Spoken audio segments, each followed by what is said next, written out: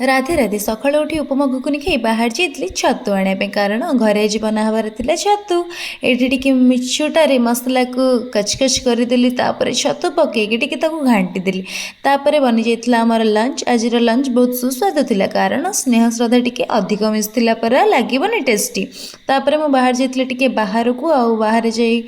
भेट होइथिले हमर एकमात्र बळी भाईଙ୍କ संगरे तापर रूम को आसी देखला बेलको रूम रे आसी किछि एमिति अवस्था है कि पड़ता से खुशी रे